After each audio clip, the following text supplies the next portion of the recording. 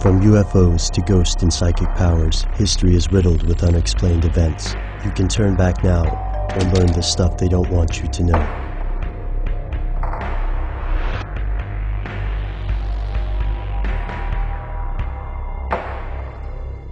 Here are the facts.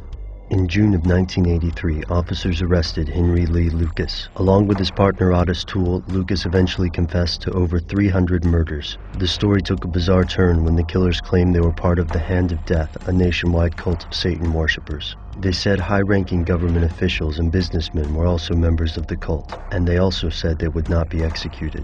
Are these the ramblings of psychopaths? Like most serial killers, Lucas and Toole were notorious exaggerators, but they weren't the only killers claiming membership in a cult. When David Berkowitz, the son of Sam, was captured, he said he was part of a cult called the 4-Pi movement, which ordered the murders. He only admitted to 2 shootings. Although some investigators believed his story, the media and courts ignored his statements. In 1979, an unknown assailant attacked Berkowitz in prison and slit his throat. After surviving the attack, he stopped talking about the cult. Could there really be a cult of serial killers? Let's look at 4-Pi. The story of the 4-Pi conspiracy begins with a group called the Process Church of the Final Judgment, founded in England. At the height of the 60s counterculture movement, the church found a home in San Francisco. Church representatives allegedly met with the Manson family before and after the Tate murders. When authorities dismantled the Manson family, the church lost credibility. They couldn't shed their terrible public image and dwindled, eventually reorganizing as an animal charity. Some believe the 4-Pi movement rose from the ashes as a violent offshoot of the Process Church. But 4-Pi is an obscure rumor, an urban legend. Berkowitz and Manson refused to talk about the Process Church or 4-Pi. If this cult really does exist, then who's in charge? Why did they stop killing? Here's where it gets crazy. Some believe the murders continue. After all, thousands of people disappear each year and no one knows how many serial killers remain free.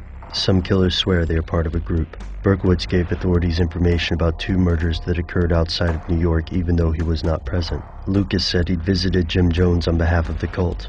During the 1980s, America fell victim to a hysteria over alleged satanic cults running the government. Ultimately, these claims were discredited. Yet many conspiracy theorists believe it's the other way around, that leaders of these shadowy cults are part of U.S. intelligence, meaning the government controls the cults. To support this claim, theorists draw connections between brainwashing projects like MKUltra and the use of criminal enterprise in Cuba and Central America. These agents allegedly use their influence to prevent any murders from coming to light until necessary, as a distraction from an unpopular war, for example. The main weakness in this conspiracy theory is that it relies heavily on the statements of people who are insane. Oddly enough, Henry Lee Lucas and Ottis Toole were not executed. In Florida, Toole's sentence was commuted to life by Governor Jeb Bush. In Texas, Henry Lee Lucas received a commutation from then-Governor George W. Bush. This was the only reprieve granted under George Bush's term. To skeptics, it's a coincidence. To conspiracy theorists, it's evidence of something they don't want you to know.